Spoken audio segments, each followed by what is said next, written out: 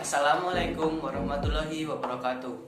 Perkenalkan, saya Dwi Susanto, mahasiswa jurusan Fisika Universitas Negeri Yogyakarta dengan nomor induk 203061410027. Di sini saya akan menjelaskan materi dari salah satu mata kuliah kami, yaitu Fisika Statistik, tentang statistik Fermi-Dirac.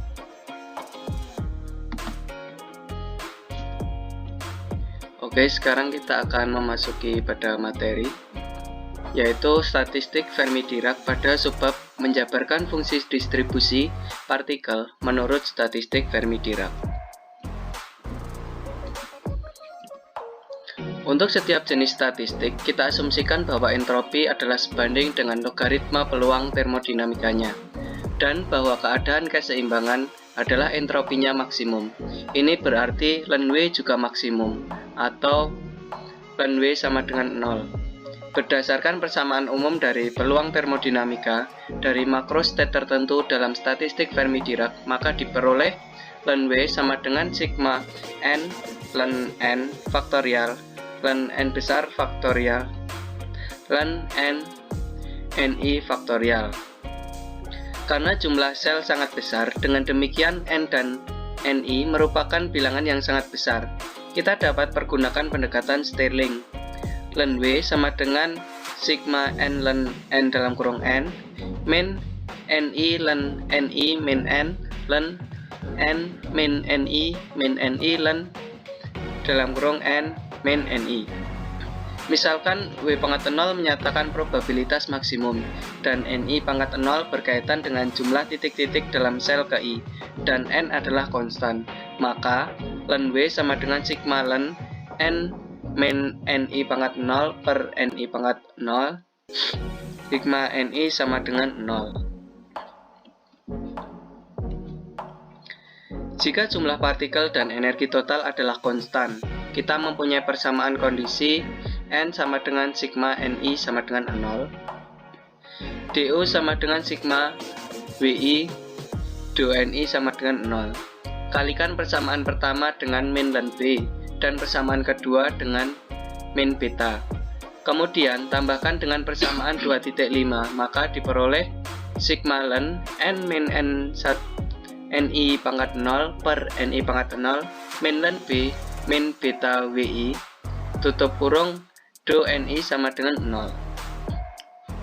Dan karena efek Do Ni sekarang independen, maka akan diperoleh Ni pangkat 0 per N sama dengan 1 per B eksponensial beta Wi plus 1.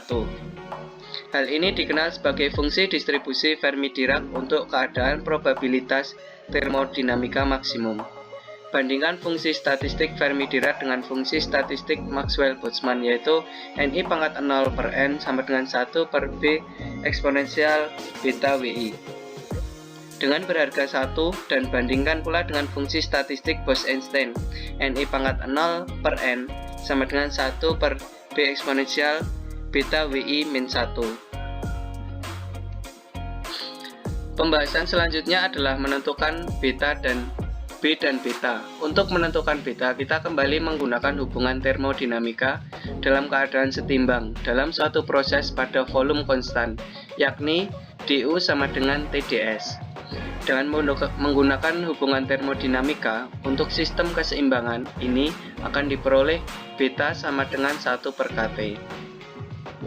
Kuantitas B dapat ditentukan dari sembarang statistik, dari kenyataan bahwa jumlah total partikel sigma Ni sama dengan N.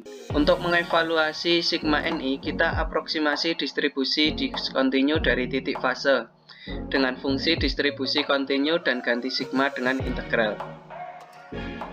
Gantilah N pada persamaan dengan N sama dengan 2H per H pangkat 3 sama dengan 2 per H pangkat 3 dx dy dz dpx dpy dbz, dan ubah notasi Ni pangkat 0 dengan D pangkat 6N Wi, maka diperoleh D pangkat 6N 2 per H pangkat 3 1 per B eksponensial B per Kt plus 1 dx dy dz dpx dpy dbz.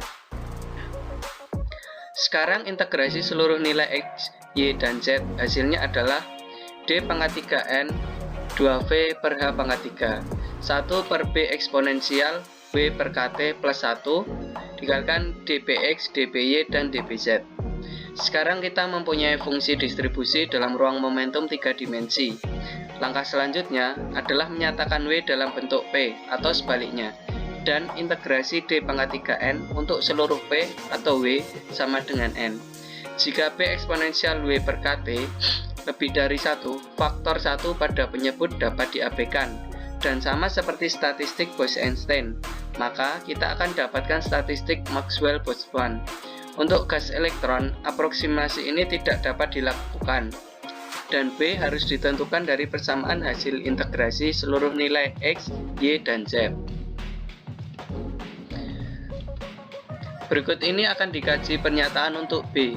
Untuk kasus B kecil, pertama kali diturunkan oleh Sommerfeld dengan mengambil bentuk B sama dengan eksponensial min Wm per KT. Dengan demikian, persamaan hasil dari integrasi seluruh nilai X, Y, dan Z menjadi D pangkat 3N sama dengan 2V per H pangkat 3 1 per eksponensial W min Wm per KT plus 1 dpx, dpy, dpz sama dengan rho dpx, dpy, dpz. Bila T sama dengan 0 Kelvin, fungsi distribusi ini dapat direduksi menjadi sangat sederhana. Misalkan WMO menyatakan harga Wm bila T sama dengan 0 derajat Kelvin.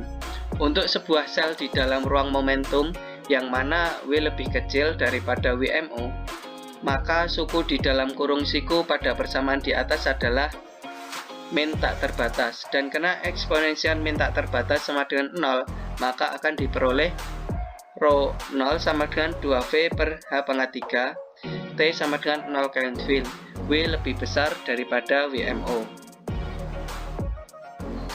Dengan kata lain, pada 0 absolut, kerapatan titik-titik representatif dalam ruang momentum adalah konstan dan sama dengan 2V per H pangkat 3. Di dalam semua sel yang energinya W kurang dari WMO, di lain pihak, jika W lebih besar daripada WMO dan T sama dengan 0 derajat Kelvin, maka suku di dalam kurung siku pada persamaan sebelumnya adalah plus tak hingga. Dan karena eksponensial plus tak hingga sama dengan tak hingga, maka akan diperoleh rho 0 sama dengan 0, T sama dengan 0 derajat Kelvin, W lebih besar daripada WMO. Interpretasi fisik dari WMO adalah merupakan energi maksimum dari elektron-elektron pada 0 absolut. Hubungan antara energi W dan momentum P dapat dinyatakan sebagai setengah mv kuadrat sama dengan W sama dengan P kuadrat per 2m. P kuadrat sama dengan 2mw. Energi maksimum WMO berkaitan dengan momentum maksimum yang diberikan oleh PMO sama dengan 2m WMO pangkat setengah. Di dalam ungkapan secara geometri, kita dapat mengatakan bahwa pada ruang momentum 0 absolut, populasinya secara uniform adalah sebuah bola yang jejarinya PMO, dan tidak ada titik-titik fase di luar bola ini.